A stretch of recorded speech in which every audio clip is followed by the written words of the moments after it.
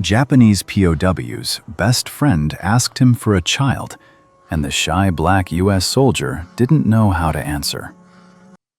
August 23, 1945, Camp McCoy, Wisconsin.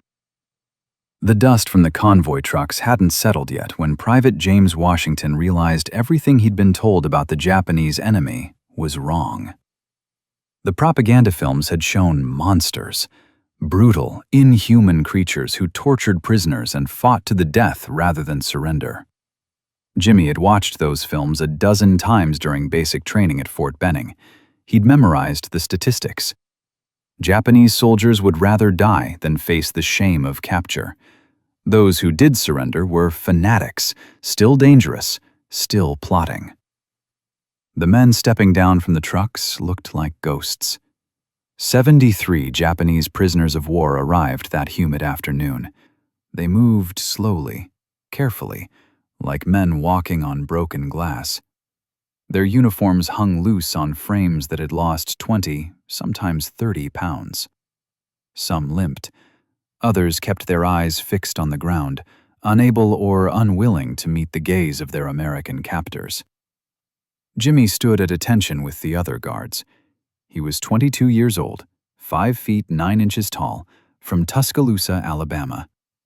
The Army had trained him for 6 months. They'd taught him how to handle a rifle, how to follow orders, how to hate the enemy. Nobody had taught him what to do when the enemy looked defeated before the war even ended. Captain Samuel Collins walked along the line of prisoners. He was a white officer from Boston, Harvard-educated, with 3 years of combat experience in the Pacific. His voice carried across the yard. Before you continue listening, please let me know where in the world are you watching from today. Now back to the story. These men are prisoners of war under the Geneva Convention. You will treat them with the dignity that document requires. Any man who forgets that will answer to me personally. Jimmy watched as the prisoners were processed. Names recorded, photographs taken, medical examinations scheduled. The camp doctor, Major Theodore Harris, moved among them with practiced efficiency. He noted malnutrition, untreated wounds, signs of dysentery and malaria. One prisoner caught Jimmy's attention.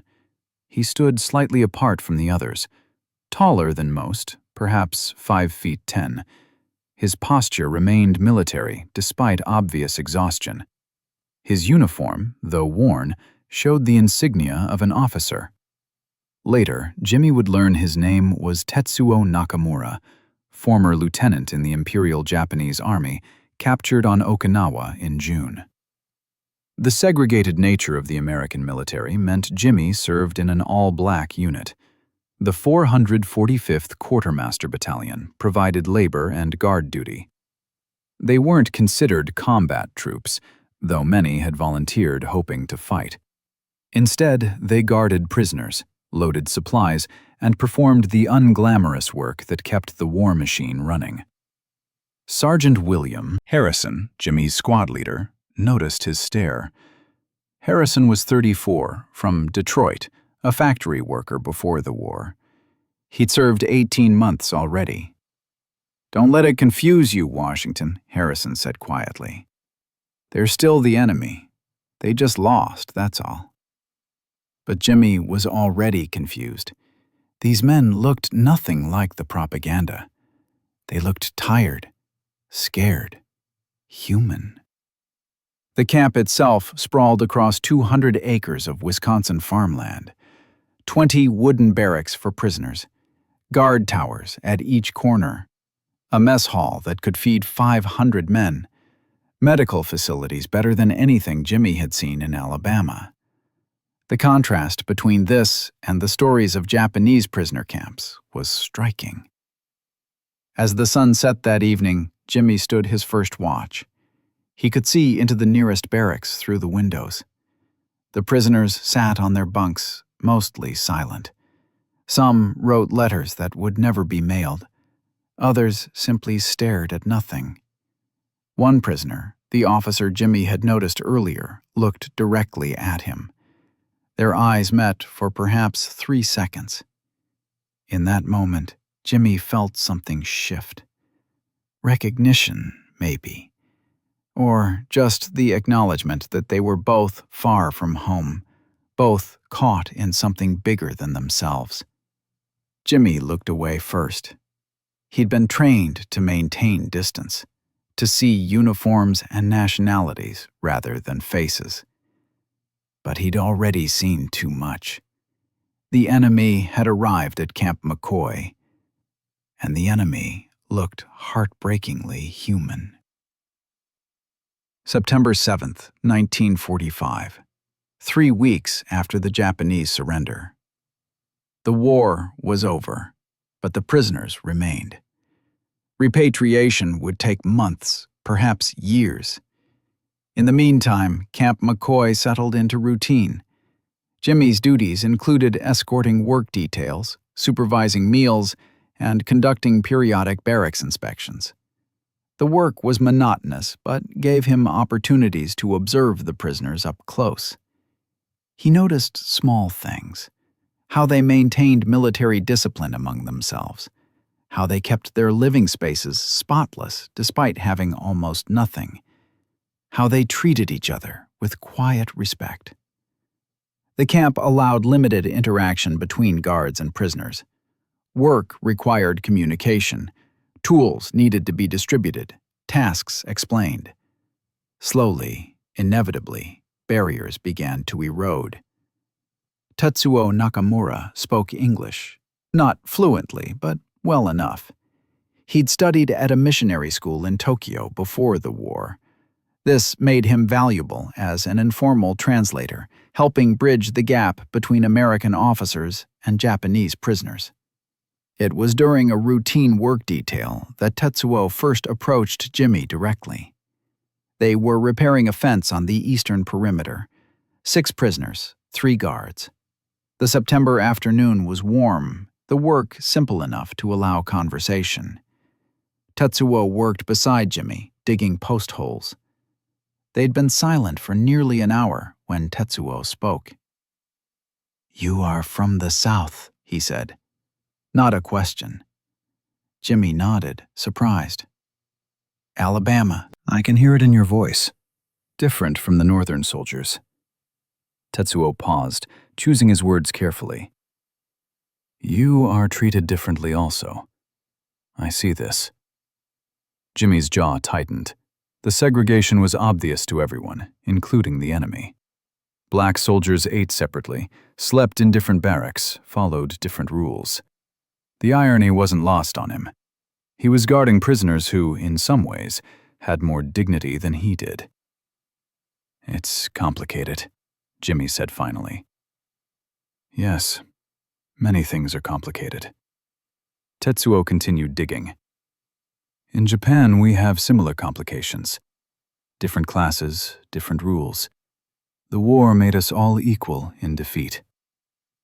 Over the following days, their conversations continued, brief exchanges during work details. Tetsuo asked about America, about Alabama, about Jimmy's family. Jimmy found himself answering, sharing details he normally kept private. His father was a sharecropper. His mother cleaned houses for white families. He'd joined the army hoping for something better, some kind of future beyond picking cotton. Then came the morning that changed everything. September 15th, early, before the main work details began. Tetsuo requested a private conversation with Jimmy through the camp translator. It was irregular, but not forbidden.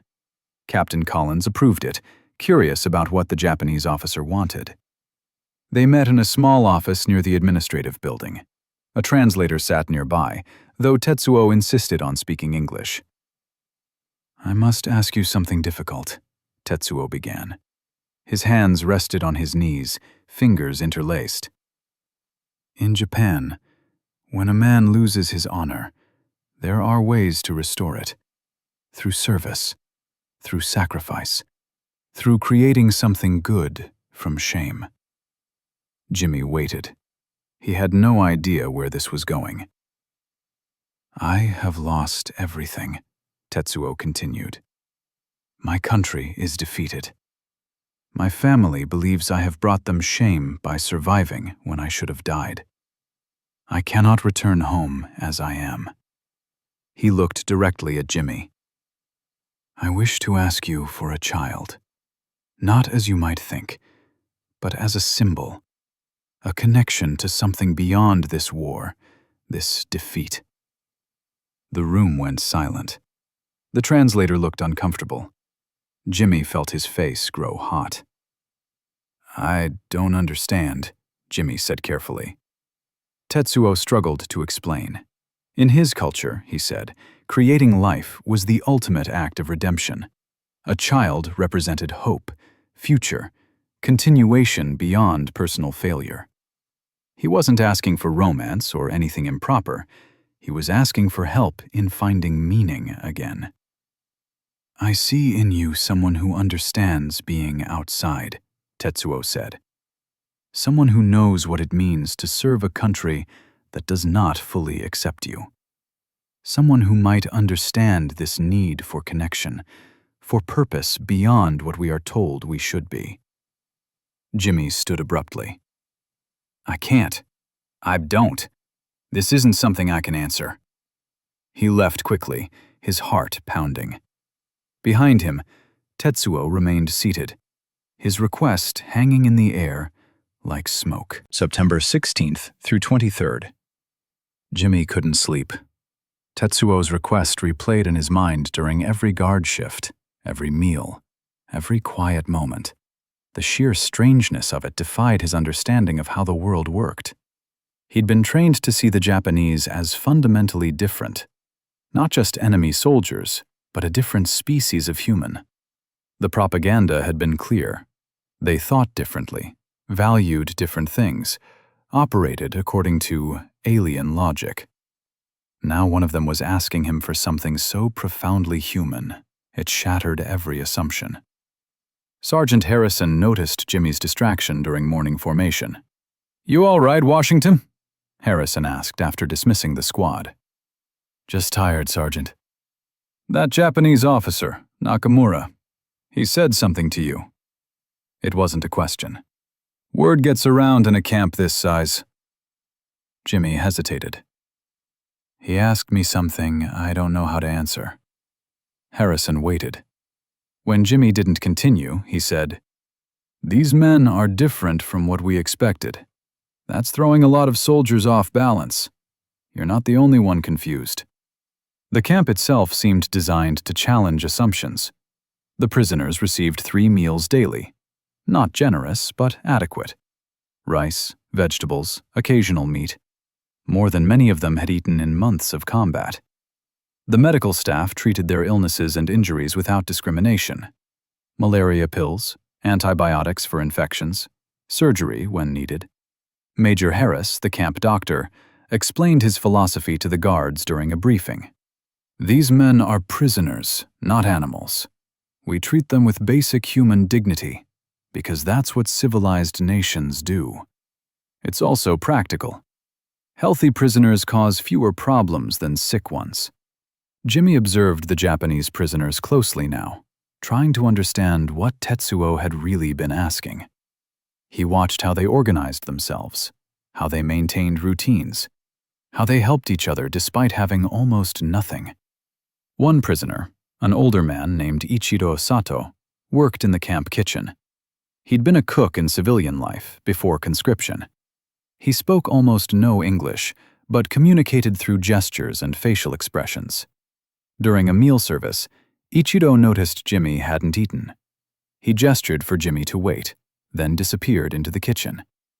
He returned with a small piece of chocolate, American issue, somehow saved from a Red Cross package. Ichiro pressed it into Jimmy's hand. "For you," he said carefully, the English words clearly practiced. Jimmy tried to refuse. Ichiro insisted. It was a tiny gesture, meaningless in the grand scheme, but it felt significant. The enemy was giving him chocolate. Another prisoner, a young soldier named Kaito Yamada, helped repair a truck that had broken down during a supply run. He was a mechanic, trained by the Japanese Army. He worked alongside Jimmy and another guard, diagnosing the problem without being asked. The carburetor needed adjustment. Kaito had it fixed in 20 minutes, his hands moving with practiced confidence. "Thank you," Jimmy said when the engine started. Kaito smiled. It was the first smile Jimmy had seen from any of the prisoners. "Same job, different uniform," Kaito said in broken English. These small interactions accumulated. They didn't erase what the war had been. Japanese forces had committed atrocities. American forces had responded with their own brutality. The hatred was real and justified by the standards of war. But here in Wisconsin, far from combat, the mechanics of hatred became harder to maintain. Jimmy found himself thinking about his own life. Growing up in Alabama meant understanding hierarchies: white people on top, black people below. Within the black community, more subtle gradations: educated versus uneducated, light-skinned versus dark-skinned, church people versus everyone else. He'd learned early that identity was complicated, that you could be multiple things at once. Maybe that's what Tetsuo was really asking about. Not literally for a child, but for recognition that identity could transcend the simple categories of victor and vanquished, American and Japanese, guard and prisoner. Maybe he was asking if connection was still possible after everything that had happened. But Jimmy wasn't ready to answer. The weight of the question pressed on him constantly. What would it mean to say yes? What would it mean to say no? Either answer felt like betrayal. Yes betrayed everything he'd been taught about duty and military order. No betrayed the growing realization that these men were human and suffering. He avoided Tetsuo during this week. When work details required them to be near each other, Jimmy maintained strict professional distance. Tetsuo didn't push. He simply continued his work, his presence a constant reminder of the unanswered question. By September 23rd, Jimmy understood one thing clearly. He couldn't keep avoiding this forever. Tetsuo's request demanded a response, even if Jimmy had no idea what that response should be. September 24th through October 6th. The autumn air in Wisconsin turned crisp. Leaves began changing color. The war felt increasingly distant, though its consequences remained immediate for everyone at Camp McCoy. Jimmy stopped avoiding Tetsuo. They worked the same details, ate in the same mess hall, existed in the same space. But they didn't speak about the request. Instead, they talked about smaller things: weather, work, the minor irritations of camp life. During a fence repair detail on September 27th, Tetsuo mentioned his family. He had a wife in Hiroshima, 2 children, a boy and a girl. He hadn't heard from them since his capture. The atomic bomb had fallen on Hiroshima on August 6th. Tetsuo didn't know if his family survived. "They may be gone," he said quietly. "I do not know. This not knowing is harder than knowing death." Jimmy didn't know how to respond. The scale of that loss overwhelmed him. He'd been angry about Tetsuo's strange request. Now he felt something closer to compassion. This man had lost everything: country, honor, possibly family. What remained except the need for some kind of human connection? The small acts of kindness continued. Ichiro, the kitchen worker, began saving small treats for the guards who worked evening shifts: a piece of fruit, an extra roll. Nothing dramatic, but consistent. He never asked for anything in return. Kaito, the mechanic, helped maintain camp vehicles without being ordered. He spotted problems before they became emergencies. He showed younger guards, including Jimmy, basic maintenance techniques.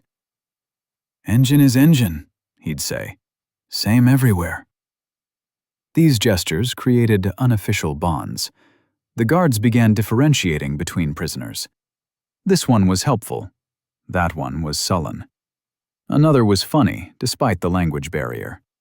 Individuality emerged from the mass of enemy soldiers. On October 3rd, something happened that forced Jimmy to reconsider everything. A work detail was clearing brush near the camp perimeter.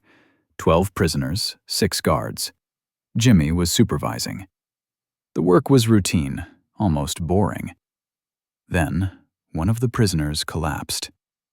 His name was Takeshi Ito, a young soldier, maybe 20 years old. He'd been sick for days but hadn't reported it. Japanese military culture discouraged showing weakness. Now he was unconscious, burning with fever. Jimmy immediately called for the medical team. While they waited, Tetsuo knelt beside Takeshi, checking his breathing, loosening his collar.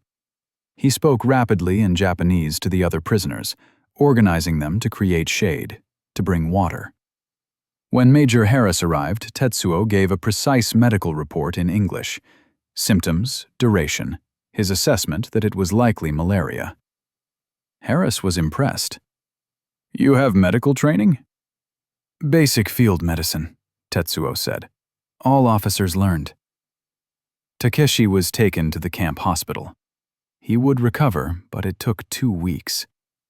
During that time, Tetsuo visited him daily, translating for the doctors, helping with care. Jimmy watched this and understood something new. Tetsuo's request for a child, for connection, wasn't selfish. It was how he knew to keep being human. By caring for others, even in captivity. The racial dynamics of the camp also became more visible to Jimmy during this period. Black soldiers did most of the direct guard work, while white officers supervised from a distance. White soldiers got better barracks, better food, better treatment. The Japanese prisoners noticed this. Some commented on it to Tetsuo, who translated occasionally when trust allowed. "They ask why you are treated as less than," Tetsuo told Jimmy during a quiet moment. "In their understanding, you are the victors, but you do not seem to be treated as such." "Like I said, it's complicated." "Perhaps not so complicated. Perhaps just wrong." The simple statement hit Jimmy hard. He'd spent his life accepting segregation as unchangeable reality. Now a Japanese prisoner of war was calling it what it was. Wrong. Not complicated. Just wrong. On October 6th, during evening formation, Captain Collins made an announcement. The camp would receive a visit from Red Cross inspectors. Everything needed to be perfect. Prisoners were to be reminded of proper behavior. Guards were to maintain professional standards. After formation, Sergeant Harrison pulled Jimmy aside. "The captain knows about Nakamura's conversation with you. He doesn't like irregularities. Whatever that was about, keep it professional from now on." Jimmy nodded. But he knew professional distance was already gone. These weren't just prisoners anymore. They were Ichiro, who saved chocolate, Kaito, who fixed engines, Takeshi, who'd been sick, Tetsuo, who'd asked an impossible question and was waiting patiently for an answer. The boundaries between guard and prisoner, victor and vanquished, American and Japanese, had blurred. Jimmy wasn't sure what replaced them, but he knew he couldn't go back to seeing these men as simply the enemy. October 7th through 15th. The Red Cross inspection came and went. Camp McCoy passed with commendations. The inspectors noted the clean facilities, adequate food, proper medical care. They interviewed prisoners privately. No complaints emerged. The American military was treating Japanese prisoners of war according to international law. But law and humanity weren't the same thing. Jimmy was beginning to understand this distinction. On October 9th, Tetsuo finally spoke about his request again. They were alone in the equipment shed, organizing tools after a work detail. The autumn light slanted through dusty windows. Outside, other prisoners and guards moved about their duties. "I owe you explanation," Tetsuo said, not looking at Jimmy. "My request was not clear. I caused you confusion and discomfort. This was not my intention." Jimmy stopped organizing wrenches. He waited. "In Japan, family is everything. Without family, without honor, a man is nothing. I have failed my family. I survived when honor demanded death. My country is defeated because men like me were not strong enough." Tetsuo's hands trembled slightly. "I cannot undo this failure. But I thought perhaps I could create something good. A connection across this divide. A symbol that we are still human, still capable of creating rather than destroying." "You're not talking about an actual child," Jimmy said slowly, understanding dawning. "No, perhaps I used wrong words. I am talking about friendship, brotherhood, something that says the war did not destroy everything, that enemies can become something else." Tetsuo looked at him now. "I am talking about forgiveness. Mine for your country's victory, yours for my country's crimes. Both of us for the world that taught us to hate each other." The honesty was overwhelming. Jimmy felt something crack open inside him. All his life, he'd been taught to keep feelings hidden. Black men in Alabama didn't show vulnerability. Soldiers didn't show weakness. But here was this Japanese officer, this defeated enemy, laying his soul bare and asking for nothing except acknowledgement that they were both human. "I don't know if I can give you what you're asking for," Jimmy said quietly. "I don't know if I have that right. You think someone must give you permission to be compassionate?" "In my world, yes. Someone always has to give permission." Tetsuo was quiet for a long moment. "That is very sad. It is also familiar. In Japan, too, we wait for permission to be ourselves. The emperor permits. The officers permit. The culture permits. Individual desire means nothing." He shook his head. "Perhaps this is why we both lost. You Americans, you won because you permit more freedom. Not complete freedom, I see this. But more than Japan. More than I had."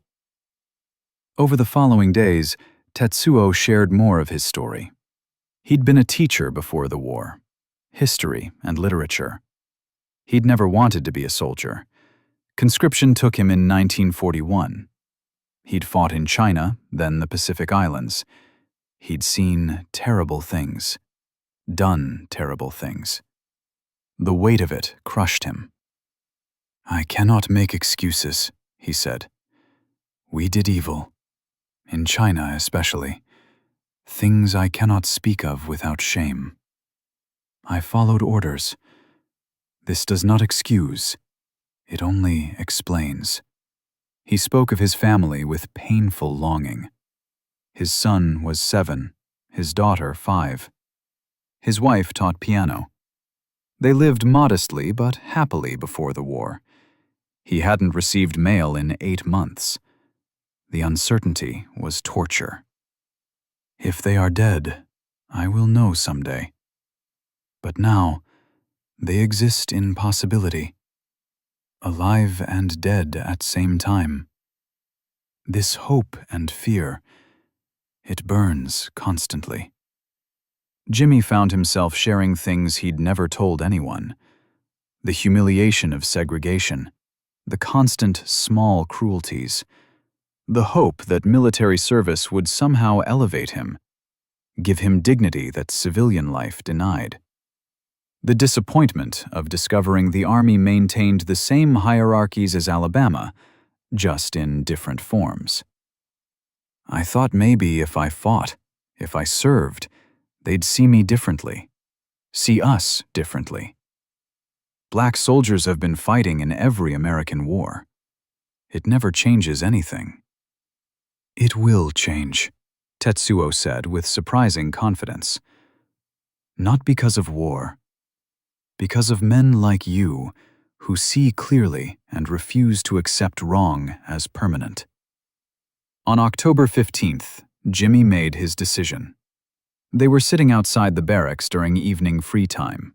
The October sun was setting, painting the Wisconsin sky in shades of orange and gold. Your request, Jimmy said. I understand now. You're not asking for something impossible. You're asking if we can recognize each other, really see each other, not as enemy soldiers, but as men who've been caught in something larger than ourselves. Tetsuo nodded slowly. The answer is yes. I see you. I see Ichiro and Kaito and all the others. You're not monsters. You're just men who lost. And I'm not some triumphant victor. I'm just a man trying to figure out what honor means when everything I was taught seems wrong. Tetsuo's eyes glistened. Thank you. This is enough. This seeing, this acknowledgement. It is more than I hoped for. They sat in silence as darkness fell. Around them, the camp continued its routine, guards changing shifts, prisoners returning from work details, the ordinary machinery of captivity grinding on. But between these two men, something had shifted. The boundaries had dissolved. What remained was simpler and more profound. Two human beings, stripped of nationality and uniform and propaganda, recognizing each other across the ruins of war. Chapter 6. October 16th through November 3rd. The recognition Jimmy and Tetsuo had reached became the foundation for something deeper. Friendship seemed too simple a word. Brotherhood felt closer but still inadequate. What grew between them existed in territory neither man had mapped before. They worked together daily now. Captain Collins, perhaps sensing something valuable in their communication, assigned them to the same details: repairing fences, organizing supplies, maintaining equipment. The work provided structure for conversation. During a morning shift on October 20th, Tetsuo spoke about his teaching career. He'd loved literature especially. Shakespeare, Dickens, American writers too. Mark Twain's humor had delighted him. Hemingway's sparse prose had influenced his own writing style. I wanted my students to see beyond Japan, Tetsuo explained. To understand other cultures, other ways of thinking. The militarists called this dangerous. They said I was corrupting youth with foreign ideas. Jimmy shared his own educational experiences. Segregated schools with hand-me-down textbooks from white schools. Teachers who did their best with almost nothing. His mother had pushed him to read despite long work hours. She'd saved money for books. She'd believed education was the only path forward. She was right, Tetsuo said. Education breaks down walls. This is why tyrants always attack teachers first. They ate lunch together when possible. The mess hall maintained some segregation, but work details created gray areas. Jimmy and Tetsuo would sit slightly apart from both groups, occupying neutral ground. Other prisoners and guards noticed but said nothing. Tetsuo described his wife, Keiko, during one of these meals. She'd been a musician before marriage. Piano was her instrument. She'd taught local children, filling their small house with music. His son, Hiroshi, showed talent too. His daughter, Yuki, preferred drawing. If they live, Tetsuo said quietly. Hiroshi will be 8 now. Yuki will be 6. I have missed 2 years. Children change so much. They may not remember me. Jimmy talked about his own family rarely, but Tetsuo's openness invited reciprocation. His father was 47, worn down by sharecropping. His mother was 43 but looked older. They had 5 children. Jimmy was the second oldest. His younger siblings still picked cotton, still attended the colored school, still navigated the careful dance of survival in Alabama. "I send money home," Jimmy said. "Army pay isn't much, but it's more than they had. My mother writes that my sister might finish high school. That would be first in our family." "You carry them with you," Tetsuo observed. "Your family's hopes. This is heavy burden." "So do you." "Yes. We are both weighted down by love." The conversations revealed deeper fears. Jimmy admitted he worried about returning to Alabama after the war. He'd seen a larger world now. He'd been treated with basic respect, at least sometimes. Going back to Jim Crow laws, to constant humiliation, seemed unbearable. Yet where else could he go? The North wasn't much better. Discrimination took different forms, but remained discrimination. Tetsuo shared his own dread about Japan's future, occupation by American forces, the emperor's status uncertain, traditional culture likely destroyed or transformed beyond recognition. He couldn't imagine what home would look like now. "We are both homeless," Tetsuo said. "You cannot return to what you left. I cannot return to what I lost. We exist in this strange present, neither fully here nor able to go back." The insight struck Jimmy hard. He'd never articulated this feeling, but Tetsuo was right. They were both displaced, both caught between worlds that no longer fit. Yet the question of Tetsuo's original request remained unresolved. They'd achieved recognition and friendship, but was that enough? Tetsuo had asked for something more, a symbol, a gesture that transcended normal boundaries. Jimmy still didn't know what that meant, or if he could provide it. On November 3rd, during evening free time, Jimmy finally asked directly, "Your request, for a child, for connection. What would actually answer that for you? What would be enough?" Tetsuo considered this carefully. "I do not know exactly. Perhaps there is no specific answer.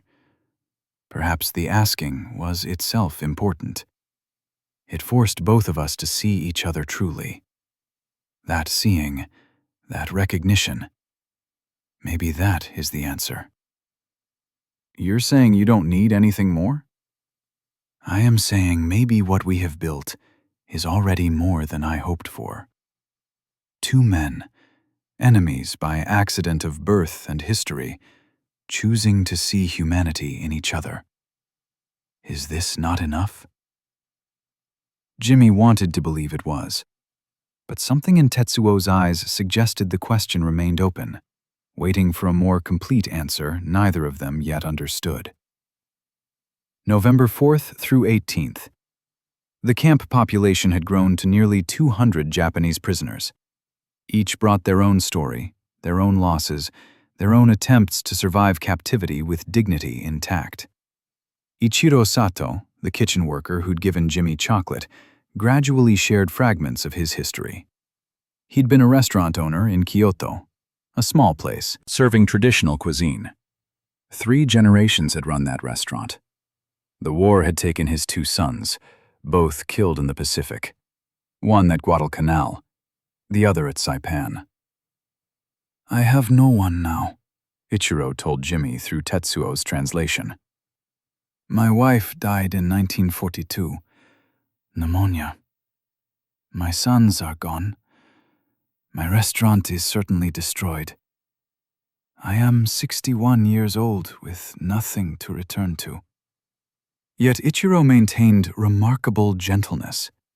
He still saved treats for guards who worked late shifts. He still smiled when others couldn't.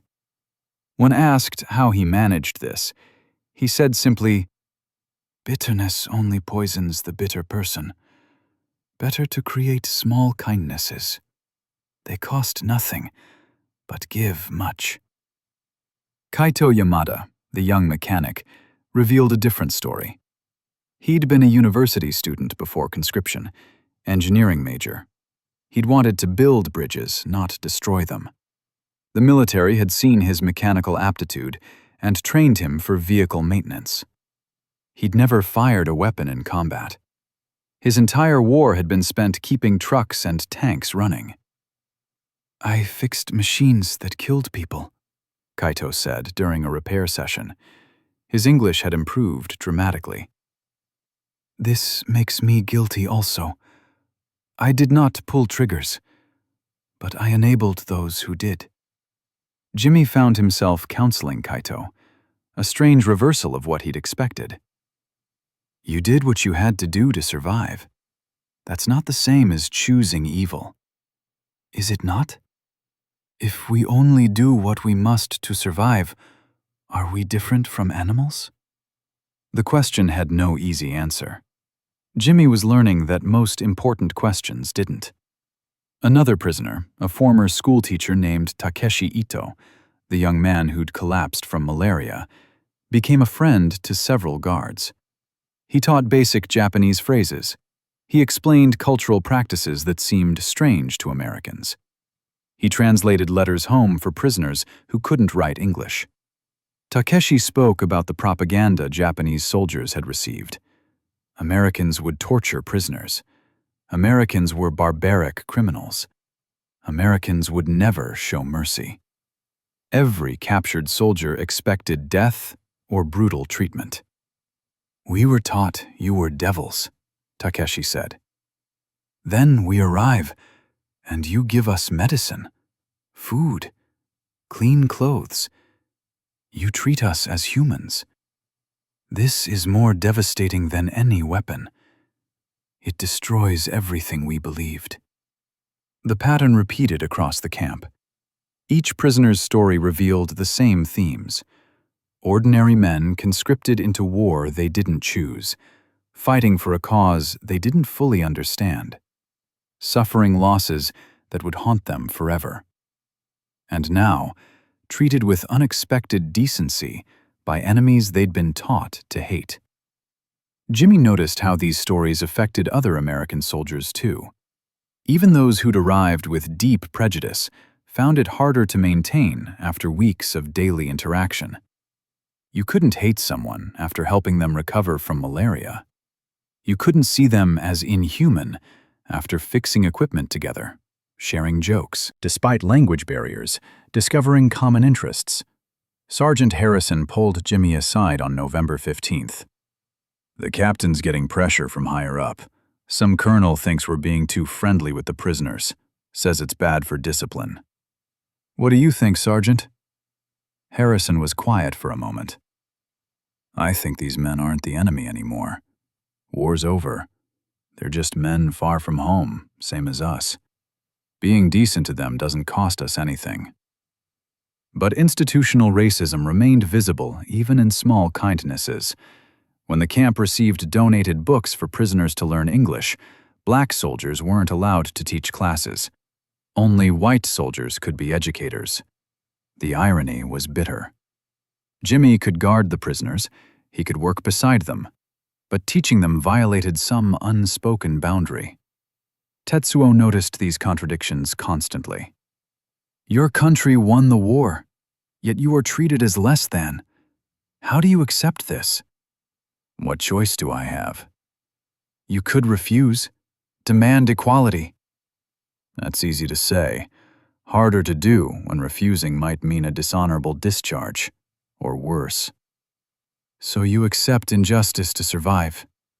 I did the same in Japan. We are not so different." The observation stung because it was true. Both had accommodated themselves to systems that denied their humanity. Both had made compromises to survive. The war had ended for Japan, but Jimmy's war against discrimination continued, with no victory in sight. On November 18th, the camp received news that repatriation would begin in spring. The first ships would leave in April. Priority would go to sick and wounded prisoners, then by rank and age. The process would take months, possibly years. The announcement created strange emotions. Relief mixed with anxiety. These men wanted to go home, but what home remained? What awaited them in a defeated, occupied Japan? That evening, Jimmy found Tetsuo sitting alone outside the barracks. The November cold was settling in. Tetsuo didn't seem to notice. "You'll be able to leave eventually," Jimmy said. "Find out about your family." "Yes, this is what I want, and what I fear most." They sat in silence, two men facing uncertain futures, finding strange comfort in shared uncertainty. November 19th through 24th. The escape attempt came without warning. It happened during a work detail on November 22nd. 12 prisoners were clearing brush near the camp's western perimeter. 6 guards supervised, including Jimmy. The work was routine. The location was isolated. Someone had planned carefully. At approximately 2 in the afternoon, 3 prisoners broke from the group and ran for the tree line. 2 others created a distraction, staging a fight that drew attention.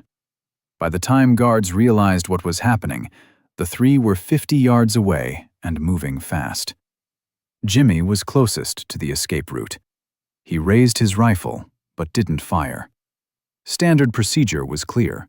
Warning shot first, then shoot, to wound if necessary.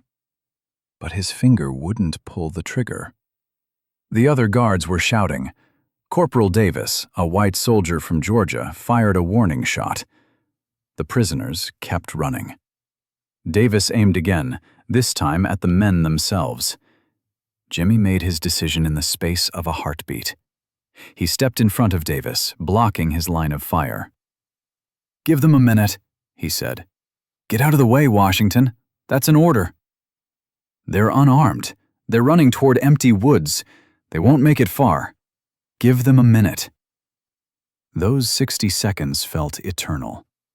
The 3 prisoners disappeared into the trees. Davis was screaming at Jimmy. Other guards arrived. Sergeant Harrison took command, organizing a pursuit team. But Jimmy had given the escapees a head start. Deliberately. Knowingly. Captain Collins arrived within 10 minutes. His face was rigid with controlled fury. "Private Washington, you will explain yourself. Now." Jimmy stood at attention. "Sir, the prisoners were unarmed. They posed no immediate threat. I made a judgment call to avoid unnecessary casualties." "You made a judgment call?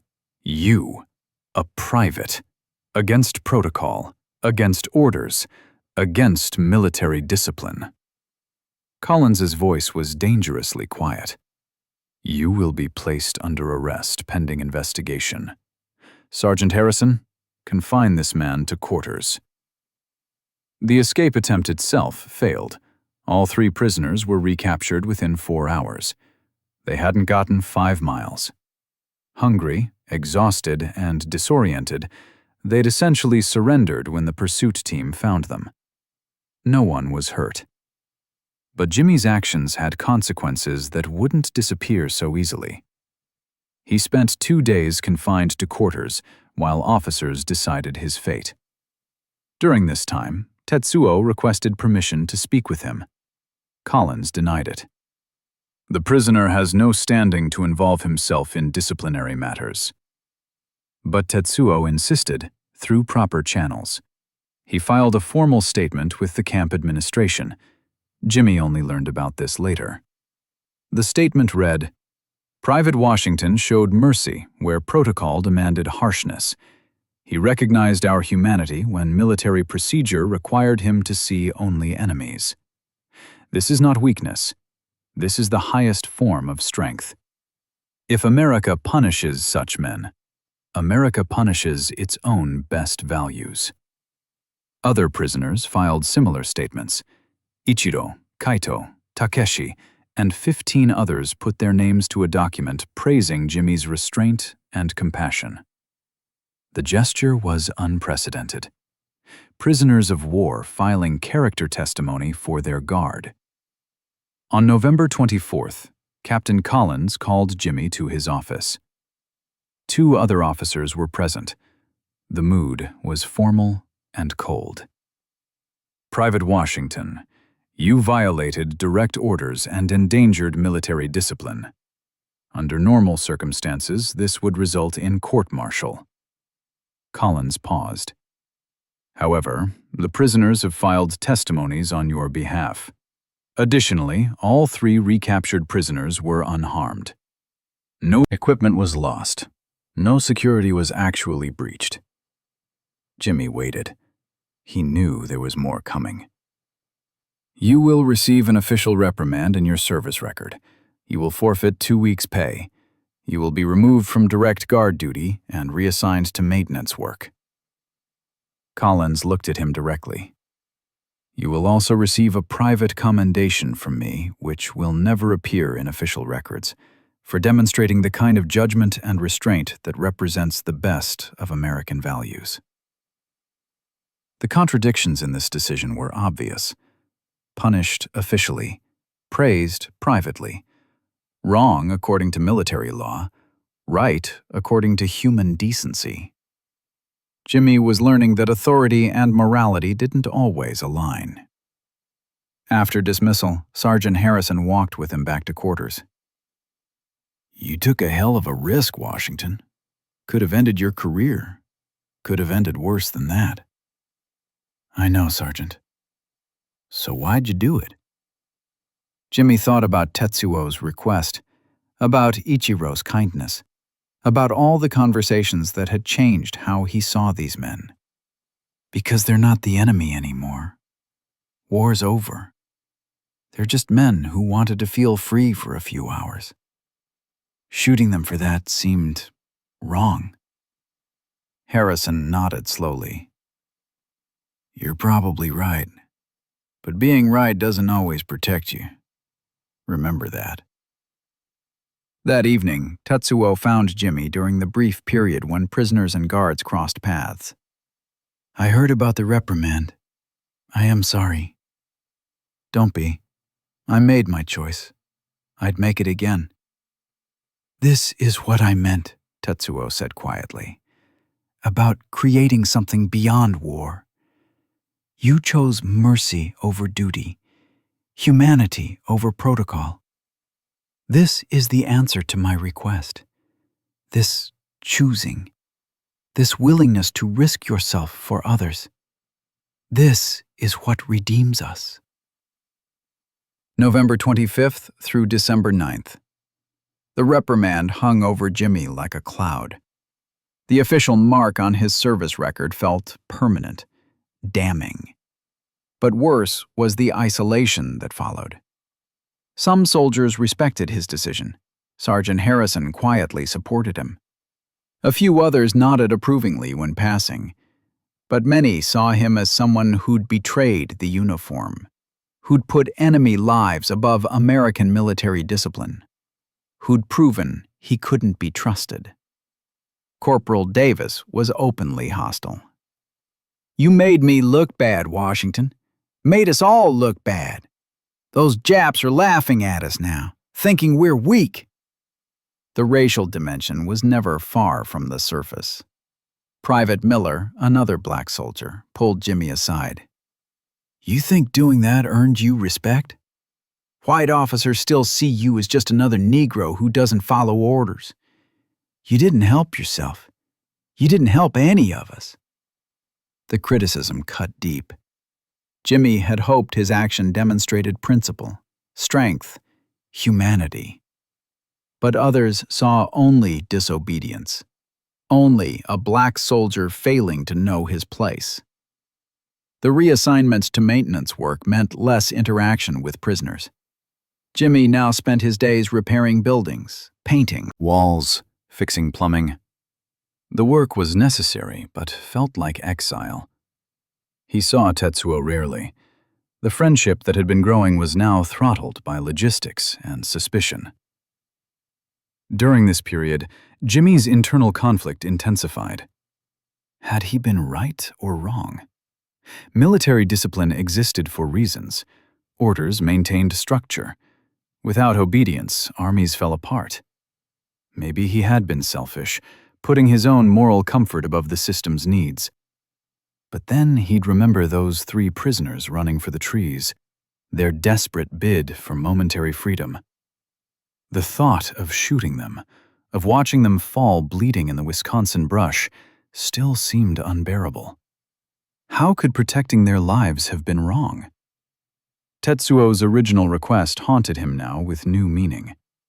The Japanese officer had asked for connection, for something that transcended normal boundaries. Jimmy had answered yes. He'd said he saw Tetsuo's humanity. But then, when tested, when the cost became real, had he been strong enough? Or had he just made everything worse? On December 3rd, Jimmy received a letter from his mother. She wrote rarely. Paper was expensive, postage more so. The letter was brief but devastating. His younger brother Marcus had been killed in Birmingham. A dispute with a white shop owner. Details were vague, deliberately so. Letters were sometimes read, but the implication was clear. Marcus had been murdered. There would be no justice. The family was afraid to even discuss it openly. Jimmy read the letter 3 times before the full weight hit him. Marcus had been 17. Bright. Funny. He'd wanted to be a teacher. Now he was gone, killed in the country Jimmy was serving. Killed while Jimmy wore the uniform of that country's military. The irony was crushing. He showed the letter to Sergeant Harrison. "I need to request emergency leave, Sergeant. My brother was killed." Harrison read the letter, his face grave. "I'll submit the request, Washington, but with the recent reprimand, I can't promise approval." The request was denied. Essential personnel only could take leave. Jimmy, despite his maintenance role, was considered non-essential, but not enough to warrant the expense and trouble of leave. He could not go home to bury his brother. The rage that filled him was different from anything he'd felt before, pure and total. He'd served this country faithfully. He'd shown mercy to prisoners when it would have been easier to follow orders, and this country had killed his brother and wouldn't even let him mourn properly. Tetsuo found him on December 7th, sitting alone behind the maintenance shed. Jimmy's eyes were red, his hands were shaking. "What has happened?" Tetsuo asked quietly. Jimmy showed him the letter. Tetsuo read it slowly, his face darkening. "I am deeply sorry. This loss is profound. They killed him. My own country. The country I'm serving. They killed my brother, and nobody will be punished. Nobody will even acknowledge it was wrong." "Yes, this is terrible injustice. This is why I asked you my question, because I recognized in you someone who understands what it means to serve a nation that does not fully value you. I don't know if I can keep doing this, wearing this uniform, following these rules. What's the point?" Tetsuo sat beside him. They were quiet for a long time. Finally, Tetsuo spoke. "The point is not the uniform. The point is who you choose to be inside the uniform. You chose mercy. You chose humanity. Your country may not value this, but I do. Those prisoners you gave a head start do. Your brother, if he knew, would value it." "It doesn't feel like enough."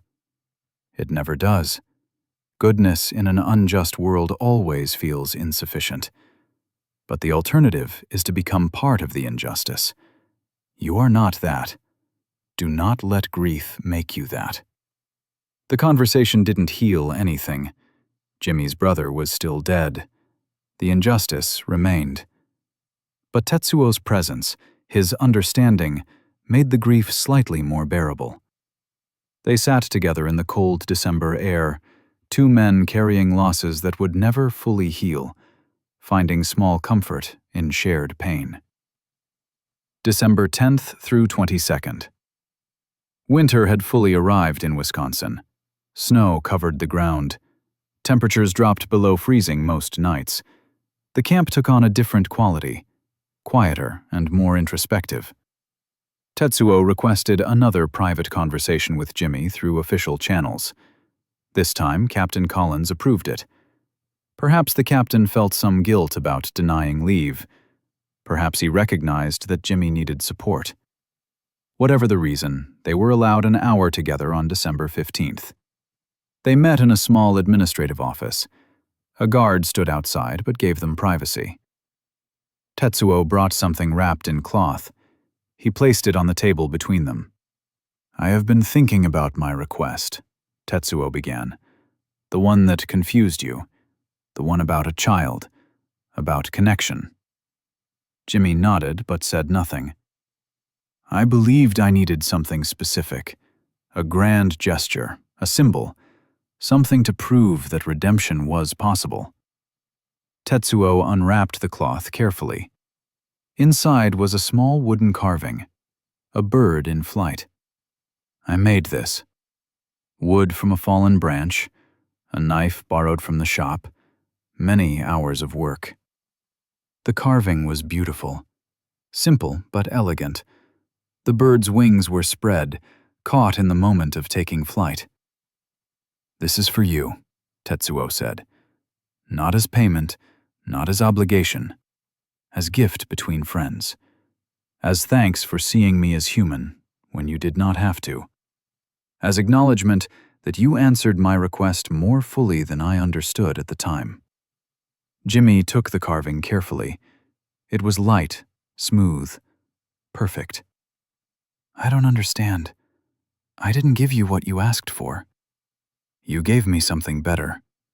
You gave me proof that humanity persists even in the worst circumstances. You showed mercy to prisoners who tried to escape. You risked your career, your reputation, your standing. You did this not because orders required it, but because your conscience demanded it." Tetsuo leaned forward slightly. "I also learned something. I was wrong to ask for redemption through you, through a child, through any external symbol. Redemption cannot be given. It must be lived. Every day, in small choices. You live this. I see it. This is what I needed to learn." "I don't feel redeemed," Jimmy said quietly. "I feel angry. My brother was killed. I can't even go home. I'm stuck in this uniform, serving a country that treats me as less than human." "I know. And I cannot fix this. No one can. But I can tell you that your anger is righteous. Your pain is real. And your choice to maintain humanity despite this pain is remarkable." Tetsuo paused. "I have forgiven myself for surviving when honor demanded death. This does not mean I forget what I did in the war. It means I accept that I am human, flawed, capable of both good and evil. I choose now to create good where I can." "How do you do that here? In a prison camp, thousands of miles from home?" "Through small things. Kindness to other prisoners. Respect for guards, even when not required. Teaching younger men that hatred poisons the hater. These small acts are my redemption. Not grand gestures, just daily choices to be better than my worst moments." The wisdom in this struck Jimmy deeply. He'd been looking for big answers, dramatic transformations. But maybe change was quieter. Maybe it was just choosing mercy over vengeance, choosing understanding over hatred, choosing to see humanity in enemies and maintain dignity when denied respect. "I will return to Japan eventually," Tetsuo continued. "I do not know what I will find. My family may be dead, my home destroyed, my country changed beyond recognition. But I will carry this with me." He gestured to the space between them. This friendship. This proof that enemies can become brothers. This understanding that nationality and race and uniform are less important than character. "You'll write to me?" Jimmy asked. "After you leave?" "If I am able, yes. And you will write to me. We will maintain this connection. This is what I really needed. Not a child, not a symbol. Just acknowledgement that we both survived and chose humanity despite every reason not to." They talked for another 20 minutes about small things and large, about hope for the future despite current pain, about how to maintain goodness in an unjust world. When the hour ended, Jimmy left carrying the wooden bird, feeling lighter than he had in weeks. That evening, he examined the carving more closely. The detail was incredible. Each feather individually carved, the eyes full of life, the bird captured in perfect balance between earth and sky, neither fully grounded nor completely free, suspended in the moment of transformation. He realized this was how both he and Tetsuo existed, caught between who they'd been and who they might become, neither fully prisoners of their past, nor completely free to create their future, but in motion, changing, choosing flight despite the gravity pulling them down. December 23rd through 31st, the final week of 1945 brought unexpected developments. The camp received orders that select prisoners would begin repatriation earlier than planned. Japanese citizens captured on American soil before Pearl Harbor, held throughout the war in various camps, were being processed for return. This included some civilians and a handful of military prisoners with special circumstances. Tetsuo was on the list. Not because of rank or health, but because American intelligence wanted cooperative prisoners back in Japan quickly. Men who could testify to fair treatment. Men who might speak positively about American occupation. Tetsuo's English skills and his apparent transformation made him valuable. The news came on December 23rd. Tetsuo would leave January 5th, 1946. 11 days away. Jimmy felt the approaching loss like physical weight. They spent as much time together as duty allowed. Jimmy had been quietly restored to guard duty after his maintenance exile. Captain Collins, perhaps recognizing that Jimmy's relationship with the prisoners was asset rather than liability, had reversed the earlier decision. The official reprimand remained on his record, but his actual duties had returned to normal. During these final days, Jimmy and Tetsuo talked about everything. About what Japan might be like under occupation. About whether Tetsuo's family survived Hiroshima. About how to maintain hope when returning to devastation. About Jimmy's own future after military discharge. "You should leave Alabama," Tetsuo said on December 27th. "Go somewhere new. Start fresh." "Where? North isn't better. West isn't better. Segregation follows me everywhere." "Then make your own place. Find others who think as you do. Build something small but good. This is what I must do in Japan. Find the small, good spaces and expand them." They talked about politics, about race, about how nations recovering from war needed men willing to imagine different futures, men who'd seen the cost of hatred and chosen otherwise. Ichiro, Kaito, and other prisoners also prepared to leave. The camp that had held 200 was slowly emptying. Men shipped out in groups of 20 or 30. Each departure felt like losing family. On December 30th, Tetsuo asked Jimmy to walk with him around the camp perimeter. It was cold but clear. Their breath formed clouds in the winter air. "I want to tell you something important," Tetsuo said. "When I first asked you for a child, for connection, I was lost. I believed I needed something dramatic to prove I could still create good. I was wrong. What I needed was simply to see and be seen. You gave me this." "You gave me something too," Jimmy said. "You showed me that the enemy was just a man." That sounds simple, but it changed everything. I can't hate the same way anymore. I can't accept simple categories. You complicated my world in the best way. "Will you promise me something?" Tetsuo asked. "When you leave the army, when you return to civilian life, carry this with you. Remember that humanity transcends nationality. Remember that small acts of mercy matter. Remember that one man choosing compassion creates ripples beyond his knowing." "I promise." "Will you do the same? In Japan?" "Yes. I will teach if I can.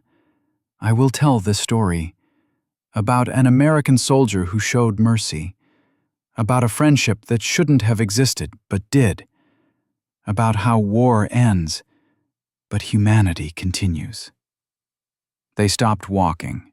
The sun was setting, painting the snow orange and pink. The camp looked almost beautiful in this light, a temporary community of enemies who'd become something else. Not quite friends, not still enemies. Something new that had no proper name. "I will miss you," Tetsuo said simply. "I'll miss you too." They stood in silence for a few moments. Then Tetsuo reached into his pocket and pulled out a folded piece of paper. "This is my address in Tokyo, or what used to be my address. Write to me there. Someone will find me if I survive." Jimmy took the paper carefully. "I'll write. Even if letters don't reach you, I'll write." "Good. And I will write to you. We will maintain this connection. This is what matters, not grand gestures. Just two men refusing to let war have the final word." The final days passed quickly. January 1st, 1946 arrived. A new year. The first peacetime year in nearly 5 years.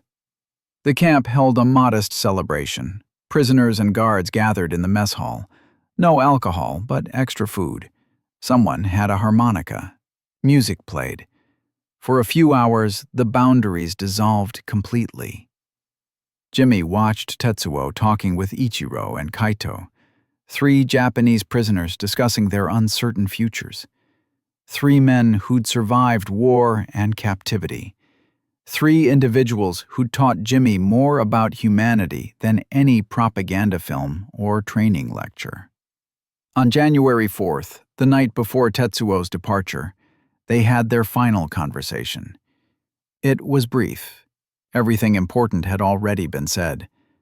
They shook hands. Then, impulsively, Jimmy pulled Tetsuo into a brief embrace.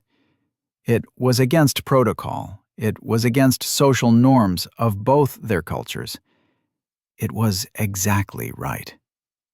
"Thank you," Jimmy said, "for everything, for the question, for the patience, for seeing me as more than just my uniform." "Thank you," Tetsuo replied, "for the same, for showing me that redemption is possible, that humanity persists, that friendship can grow in the strangest soil." They separated. Tetsuo returned to his barracks. Jimmy returned to his. Both men understood that something profound had occurred during these months, a transformation that neither had expected when those first prisoners arrived back in August. They'd entered this relationship as enemies, divided by war, race, nationality, and propaganda. They'd emerged as brothers, connected by shared humanity and mutual respect. The experience would shape both men for the rest of their lives. January 5, 1946. Dawn broke cold and clear over Camp McCoy. Tetsuo Nakamura stood with 43 other Japanese prisoners waiting for the trucks that would take them to the first leg of their long journey home. Jimmy Washington stood nearby in his guard uniform, watching. The goodbye was brief. Military efficiency demanded it. Prisoners boarded trucks in organized groups. Names were checked against manifests. Equipment was inventoried. The machinery of repatriation ground forward with impersonal precision. But in the few moments they had, Tetsuo and Jimmy said what mattered. "Remember your promise," Tetsuo said. "Carry this forward. Teach others what we learned here." "I will. I promise." "Good. Then I did not survive for nothing. We did not meet for nothing." The trucks pulled away at 7:30 that morning. Jimmy watched until they disappeared. He stood there for several minutes after, feeling the weight of transformation. He'd arrived at Camp McCoy 9 months earlier, seeing enemies. He was leaving, having discovered brothers. The wooden bird Tetsuo had carved remained in Jimmy's footlocker. He would carry it for the rest of his life. Jimmy received his discharge papers on March 15, 1946. The war was over. His service was complete. He returned to Alabama with an honorable discharge, a reprimand on his record that he wore like a medal, and a fundamentally changed worldview. But Alabama hadn't changed. The same segregation, the same humiliation, the same careful navigation of Jim Crow laws. Jimmy had survived war and captivity alongside men from another country. Now he couldn't drink from the same water fountain as white Americans. The disconnect was unbearable. He lasted 6 months in Tuscaloosa before moving north to Detroit. Sergeant Harrison had connections there. The automobile factories were hiring. Black veterans could find work, housing, some measure of dignity. It wasn't perfect. Discrimination existed in Detroit, too. But it was different, more subtle, more negotiable. Jimmy found work at the Ford plant. He married in 1948. A woman named Dorothy who worked as a teacher. They had 3 children. He told them stories about the war, about the Japanese prisoners, about learning that enemies were just men who'd been told different stories. He became active in the local NAACP chapter. He spoke at churches about his experiences. He argued that if Americans could treat Japanese prisoners with dignity, surely they could treat black citizens the same way. The logic was simple. The resistance to it revealed everything. In 1952, Jimmy received a letter from Japan. It had taken 6 years to arrive, passed through various channels, nearly lost multiple times. But it reached him. Tetsuo's handwriting on the envelope made Jimmy's hands shake. The letter was brief. Tetsuo had found his family. His wife and children had survived Hiroshima. They were rebuilding. Japan was slowly recovering under American occupation. Tetsuo was teaching again, history and literature. He was telling his students about mercy, about humanity, about an American soldier who'd shown him that redemption was possible. "I think of you often," Tetsuo wrote. "I wonder if you remember what you taught me, that goodness persists even when surrounded by evil, that one man choosing compassion creates possibilities beyond knowing, that enemies can become brothers if both are willing to see truly." Jimmy wrote back. Thus began a correspondence that would last 40 years, Letters crossing the Pacific. Two men maintaining a connection that war had tried to destroy. Two men proving that humanity could transcend hatred if given the chance. In 1963, Jimmy marched in Detroit during the Walk to Freedom with Martin Luther King Jr. 250,000 people demanding equality. Jimmy carried a sign that read, "I served my country should serve me." But in his heart, he carried Tetsuo's question, the one about connection, about creating something good from shame, about choosing to see humanity in unlikely places. The answer, Jimmy had finally understood, wasn't about children or grand gestures. It was about daily choices, small acts of mercy, consistent refusal to accept that hate was inevitable or permanent. It was about remembering that every enemy was someone's son, someone's father, someone's brother. Just a man who'd been conscripted into circumstances beyond his control. Jimmy lived to see the Berlin Wall fall, to see the Soviet Union collapse, to witness his grandchildren grow up in a world slowly, painfully learning what he'd discovered in 1945. That peace required seeing the humanity in others. That justice required extending dignity even to enemies. That redemption was possible for individuals and nations willing to choose mercy over vengeance. He died in 1998 at 75 years old. Among his possessions was a wooden bird, carefully preserved. A symbol of friendship that shouldn't have existed, but did. A reminder that one Japanese officer's strange request and one shy black soldier's confused response had created something neither expected. Not a child, but something equally precious. Proof that humanity persists. I hope you like this story. Please share what's your favorite part of the story and where in the world you are watching from. Have a wonderful day.